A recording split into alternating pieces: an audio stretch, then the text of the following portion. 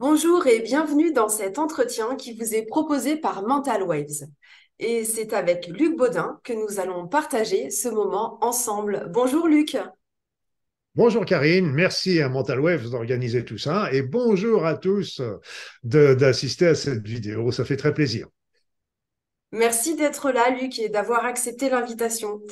Alors, je me demandais s'il était encore nécessaire de te présenter. Mais oui, bien sûr, parce que heureusement, chaque jour, de nouvelles personnes s'intéressent à trouver des alternatives naturelles, soit pour reprendre leur santé, leur bien-être, leur vie en main, ou soit, comme trop souvent, en solution de dernier recours. Mais les bonnes nouvelles, c'est qu'il est toujours temps de le faire et que de toute façon, Luc est une source intarissable sur ces sujets. Il y aura toujours une mine d'informations à disposition pour vous, n'est-ce pas, Luc? Oui, oui, oui, oui. Ma femme me disait toujours, vous pouvez poser à Luc n'importe quelle question, il trouvera toujours quelque chose à répondre. Mais bon, on va tâcher de faire des choses qui répondent intelligemment, mais c'est vrai que le chemin de vie, l'évolution de l'être, etc., ça fait tellement partie de notre recherche à tous. On l'oublie un peu au départ, et puis un beau jour, ça nous revient. Et voilà. Donc si, comme je le dis souvent, je suis ni un gourou ni un maître spirituel, mais ce que je fais, c'est surtout transmettre mon expérience, mes visions, mes opinions, et c'est tout. Et après ça, sont toujours des chemins personnels dans lesquels je ne fais aucun prosélytisme, je tiens à le dire. Absolument. Et donc, Luc, j'informe ceux qui ne te connaîtraient pas encore que tu es ancien médecin, diplômé en cancérologie clinique, spécialiste en thérapie naturelle et soins énergétiques, conférencier et auteur de très nombreux ouvrages, dont le petit dernier, dont on parlera évidemment dans ce temps d'échange un peu plus tard. Donc oui, incontournable lorsque nous prenons la route de l'éveil où spiritualité et conscience vibratoire se rejoignent inévitablement. Sujet donc de cet entretien. Entretien, je le précise, que vous pourrez suivre en deux parties parce qu'on aime bien faire durer la connexion avec vous un peu plus longtemps, tout simplement. Alors, sans plus attendre, Luc, ma première question, tu sais, ce moment où l'on s'interroge sur le sens de notre existence, et peu importe du moment de notre vie où ça arrive, à ce moment-là, on n'a aucune conscience de l'être vibratoire que nous sommes. Enfin, je pense. Qu'est-ce que tu penses de ça?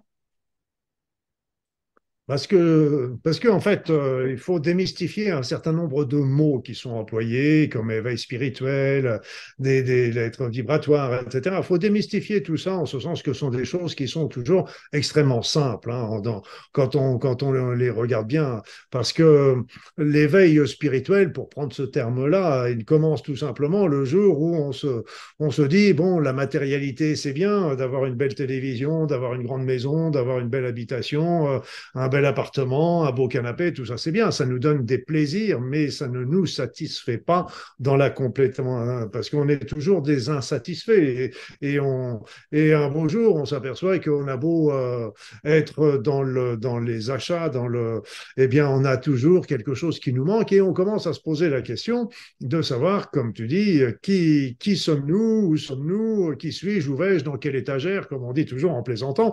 Et là, c'est le début de l'éveil spirituel. Donc, vous voyez, c'est un gros mot qu'on emploie, l'éveil spirituel, mais c'est simplement de se dire, est-ce qu'il y a quelque chose derrière? Et donc, derrière la vie, derrière la mort, est-ce qu'il y a une réincarnation? Est-ce qu'il y a un Dieu? Etc. Donc, on se pose ces questions-là. Et puis, moi, j'ai commencé un petit peu comme pour rejoindre ta question sur le B à bas, c'est-à-dire de quoi est fait l'univers? De quoi sommes-nous faits en tant qu'individus? Et donc, c'est là, parce que j'ai travaillé beaucoup, évidemment, sur les soins énergétiques. Je voyais aussi comment ça marchait, que ça marchait, plus exactement, mais je ne savais pas pourquoi ni comment. Et donc, ça me gênait un petit peu pour les pratiquer.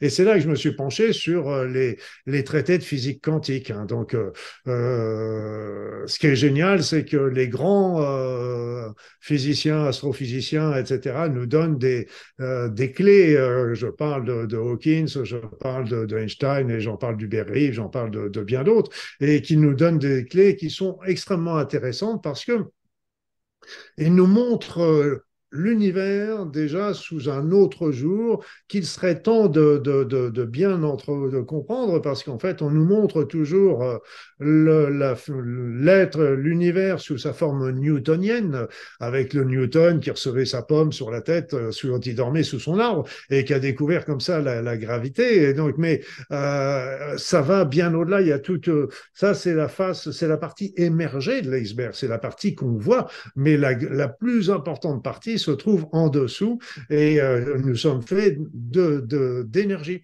Nous sommes faits et nous sommes dans un monde d'énergie. C'est-à-dire que chaque particule de l'univers et donc de notre être est une concentration d'énergie.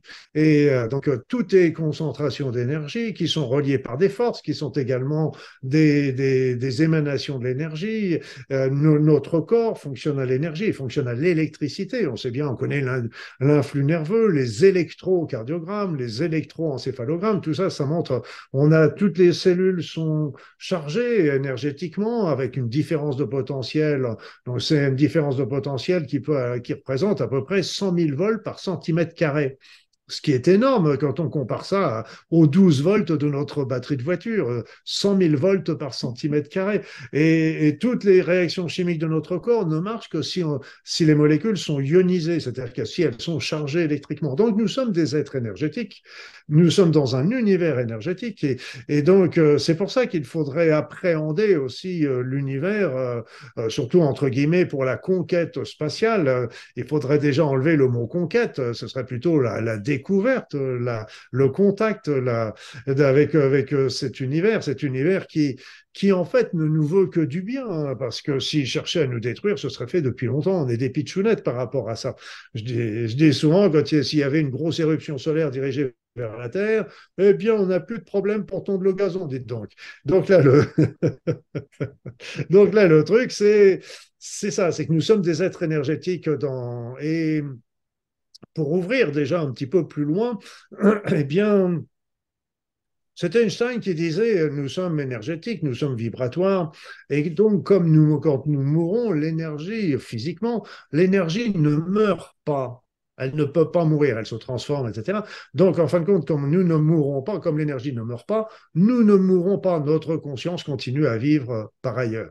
Donc, ça, c'est un aspect intéressant parce que, bien sûr, on peut aborder les questions essentielles, fondamentales de la vie euh, en regardant les textes sacrés, les grands philosophes, en regardant les expériences des uns et des autres. Mais ce qu'il faut voir, c'est aussi maintenant, on a la chance d'avoir cette physique quantique qui nous enseigne une vision de l'univers où il nous montre bien que nous sommes tous interconnectés. Voilà, donc ça nous permet de nourrir à la fois le cerveau droit avec les textes sacrés, etc., mais aussi de nourrir notre cerveau gauche avec la raison, etc. Et donc, en fin de compte, on s'aperçoit que les deux se rejoignent et ça, c'est génial.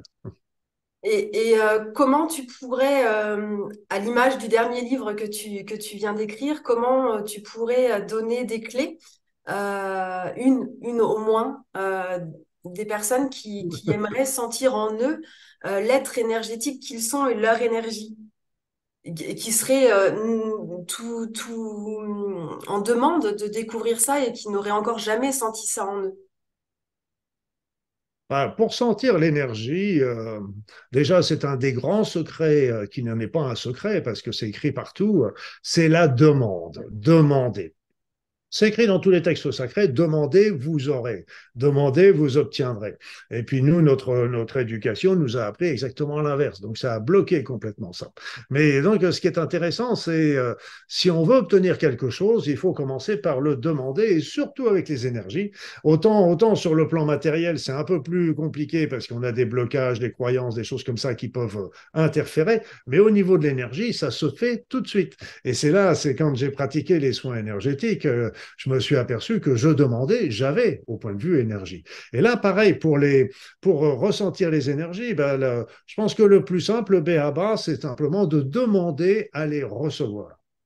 C'est-à-dire que pour bien les ressentir, fermer les yeux, se mettre dans un endroit calme, isolé, se concentrer un petit peu sur ce qui se passe en nous, sans chercher quoi que ce soit à faire ou à pas faire, et puis de demander à ce moment-là, recevoir les énergies de la Terre, qui vont souvent arriver par notre bassin ou nos pieds, demander à recevoir les énergies de l'univers qui vont venir de l'ensemble de l'univers, des galaxies, et d'observer ce qui se passe en nous. Et souvent, on sent quelque chose qui se passe en nous, un petit chatouillis, une petite chaleur, ça peut être du froid aussi, ça peut être, on peut ressentir aussi une énergie, une vitalité qui se développe, etc. Donc ça peut être le premier élément. Après ça, et en plus, moi, je conseille de faire ça régulièrement parce que ça nous permet de garder notre forme et notre psychisme. Après ça, il y a des techniques aussi qui permettent de ressentir l'aura des personnes, des bouteilles d'eau, d'une pomme, d'une banane, d'un arbre, d'un animal, etc.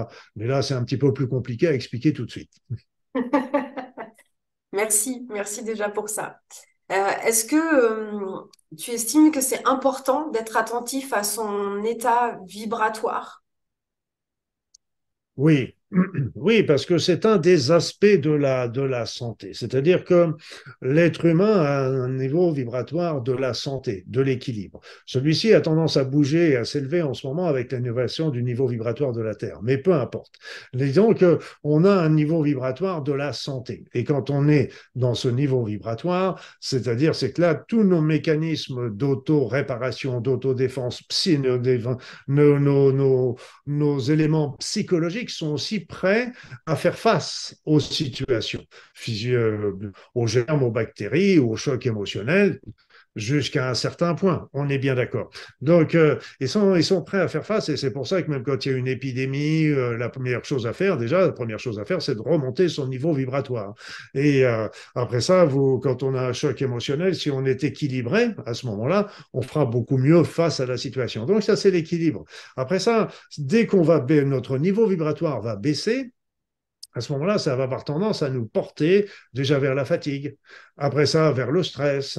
Après ça, c'est les infections. Après ça, ça va favoriser, c'est pas ça qu'il va faire, mais ça va favoriser aussi un certain nombre de maladies.